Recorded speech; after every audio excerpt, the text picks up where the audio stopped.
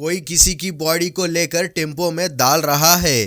कहीं कोई माँ अपने बच्चे की डेड बॉडी को लेकर इधर उधर भाग रही है और कहीं तो कोई कंधे पर रख कर ही किसी की जान बचाने के लिए भाग रहा है। यहाँ तो ना कोई भूकंप आया है और ना ही कोई बाढ़। दरअसल ये भयानक हादसा हुआ है एक सत्संग के दौरान। लेकिन ऐसा कौन सा सत्संग है जहाँ लोग गए और वापस ही ना आ पाए? कौन है ये बाबा जिसके चरण का पानी पीने से लोगों के सारे पाप और बीमारी दूर हो जाती है, जिन पर खुद 6 बड़े केसेस चल रहे हैं? ऐसे बाबा के सत्संग में गए लोग जब हादसे का शिकार हुए तो वो बाबा लोगों को उसी हालत में छोड़कर वहां से तुरंत भाग गए। क्या बाबा के लिए उनके सत्संग में आए लोगों की जान की कोई कीमत नहीं?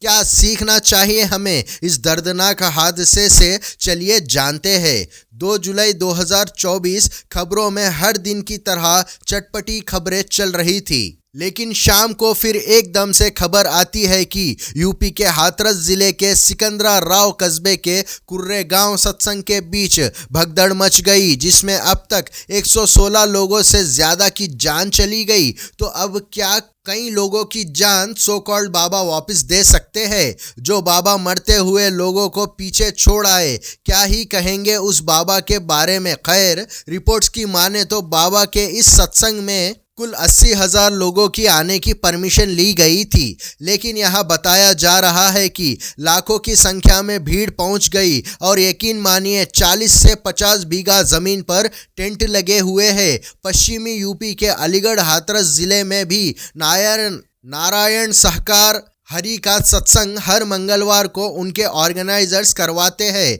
इसमें हजारों की तादाद में भीड़ भी आती है और इस बार भी कुछ ऐसा ही हुआ। लेकिन इस बार जो हुआ शायद वो बाबा पर जिंदगी भर भारी पड़े।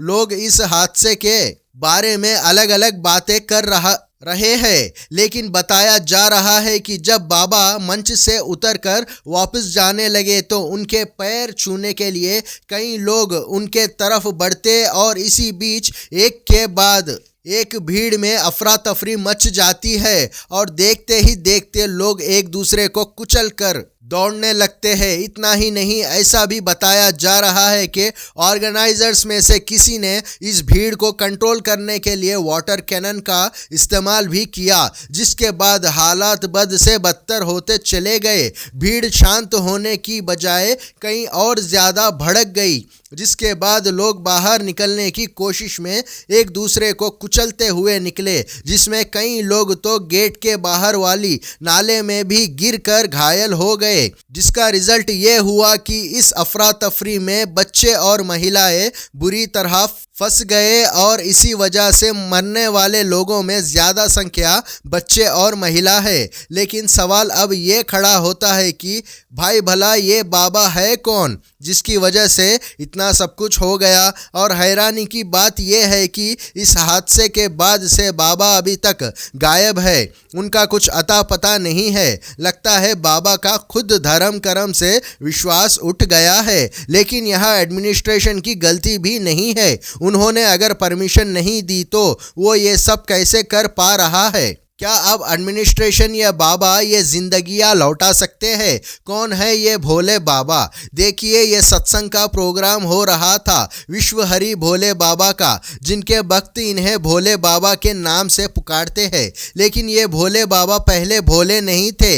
इनका असली नाम है सूरजपाल उर्फ नारायण सरकार हरि उर्फ भोले बाबा। भोले बाबा का जन्म उत्तर प्रदेश के ईटा जिले में हुआ था। उनके शिष्य बताते हैं कि बाबा अपने गांव में ही झोपड़ी बनाकर रहा करते थे और उत्तर प्रदेश के अलावा आसपास के राज्यों में घूमकर लोगों को भगवान की बातें सुनाते और भक्ति का पाठ पढ़ाते थे। भोले बाबा कहते हैं कि बचपन में वो अपने पिता के साथ खेती बाड़ी का काम करते थे, पटियाली तहसील में गांव बहादुर में जन्मे भोले बाबा ये दावा करते हैं कि वो 26 साल पहले वो आईबी में थे। इसमें डाउट है क्योंकि कोई 17 साल बताता है, कोई 30 साल तो कोई 26 साल। इस बात में कितनी सच्चाई है इसका तो भगवान ही मालिक है। बाबा का कहना है कि वो पहले से सत्संग जाया करते थे। संत भोले बाबा के जीवन में उनका कोई गुरु नहीं है। भगवान से अचानक साक्षात्कार हुआ और उसी समय से उनका झुकाव आध्यात्मिक की ओर हो गया। भगवान की प्रेरणा से उन्होंने जान लिया कि यह शरीर उसी परमात्मा का अंश है, जिसके बाद उनका झुकाव अब मानव हित से जुड़ा और वो इस दिशा में निकल पड़े। लेकिन सत्संग से जिन लोगों की जान का नुकसान हुआ उनको छोड़कर अब बाबा कहाँ निकल पड़े वो समझ में नहीं आता। बाबा का सिर्फ उत्तर प्रदेश में ही नहीं बल्कि राजस्थान से लेकर मध्य प्रदेश जैसे स्टेट्स में भी नाम और सत्संग दोनों चलता है और इनकी अनुयायियों की संख्या लाखों में है। वो इनके प्रोग्राम्स को मैनेज करते हैं। भोले बाबा का दावा है कि उनके भक्तों और अनुयायियों के संख्या लाखों में, हर एक समागम में बड़ी संख्या में अनुयायी पहुंचते हैं।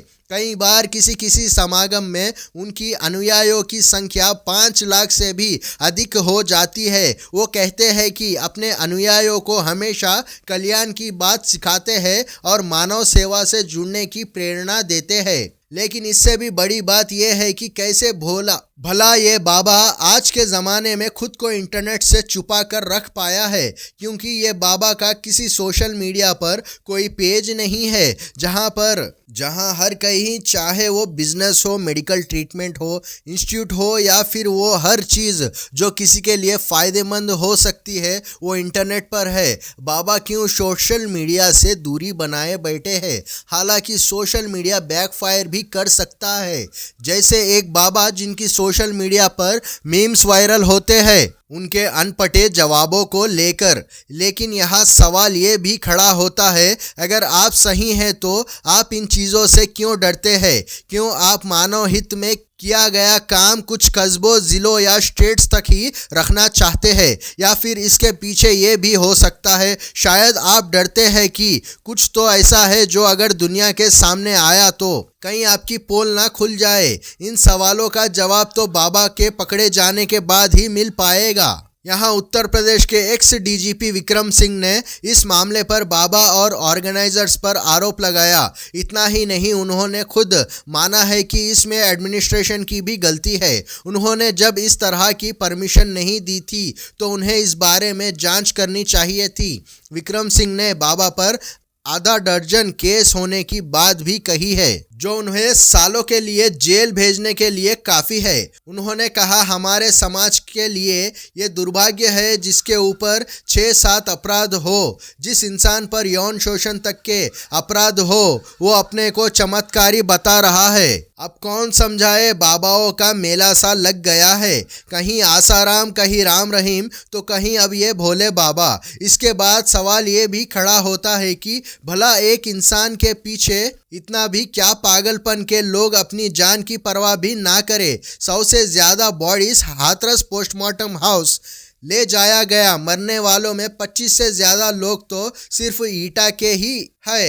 हादसे के बाद फिरोजाबाद से हेल्पलाइन की टीम लगातार मौजूद है। ईटा मेडिकल कॉलेज में एक के बाद एक बॉडीज को ले जाया जा रहा था तो इससे परेशान होकर वहां तैनात सिपाही असहज महसूस करने लगा और उसे हार्ट अटैक आया और ना चाहते हुए इस हादसे में एक नाम और जुड़ गया। इस बाबा को लेकर आपकी क्या राय है कमेंट में बताएं और चैनल को सब्सक्राइब करें। धन्यवाद।